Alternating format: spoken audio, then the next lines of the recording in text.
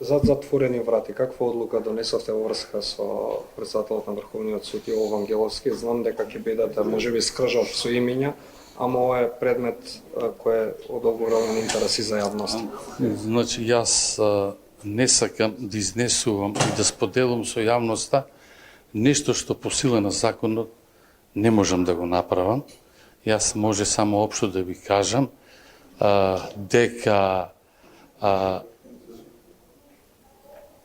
еден преседател е разрешен од функцијата преседател и двајца судии се разрешени од функцијата судии.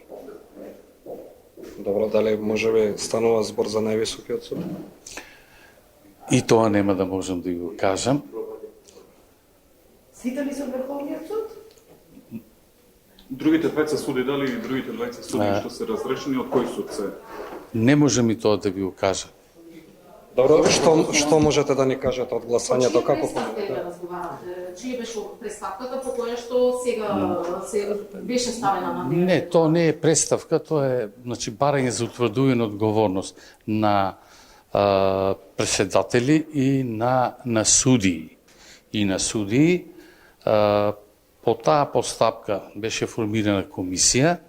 Комисијата расправаше, изведуваше докази, утврдуваше факти и врз основа на тоа изработи извештај со предлог одлуки. Значи, ние на денешната седница практично расправавме по извештаите на комисиите и по предлог нивните одлуки. Со колку гласови Се гласаше, да. Со колку гласови се разрешени од? Па според стариот закон со 7 гласа. За се разрешува преседател, односно судија, а по новиот закон со 8. Добро, станува збор за разрешување од председателска позиција или разрешување од позиција судија? Само за да бидеме дефинирани точно. И преседателска и судиска.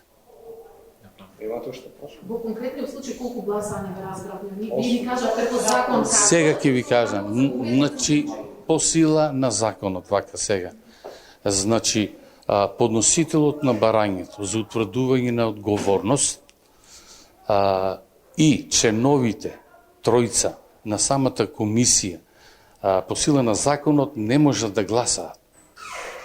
Значи, тие по сила се иземени.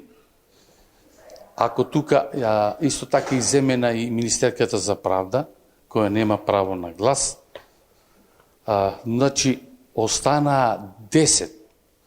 Од 10 тоа е двотретинско мнозинство, од 10 се бара за усвојување на одлука за разрешување на председателот, односно на судија, се бара 7 да гласат за предлог одлуката.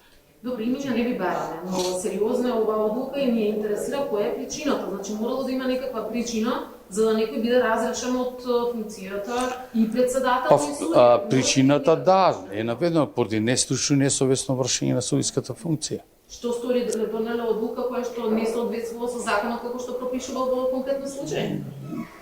Па да. Имат ли тие право на Ќе жалба? дадеме образложение, да, секако имат Како право на постапката, жалба. кај ќе се жалба? Значи вака, и тие имат право на жалба до Врховниот суд. Значи, во Врховниот суд се формира совет од 9 судии, од кои тројца се судии од Врховниот суд, по еден судија од 4 апелациони подречја, значи тоа се 7, и 2 судии од судот каде што судијата ја врши својата функција. Изберете ли веде председател на судот сега? Па веќе е избран веде председател.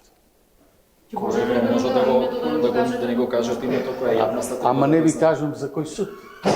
Ако ви го кажам името, ќе знаете за кој суд. Јавноста треба да знае председателя, сепак кој ќе води со... Не можам да ви го кажам. Значи, поставен председател. Па ако ви го кажам и судот се подразбира, веќе се знае. Се извинувам. Молам? Дали иницијативата е поднесена од Зелена лупа? Па и од Зелена лупа имаше некои други. Добро. Благодарам.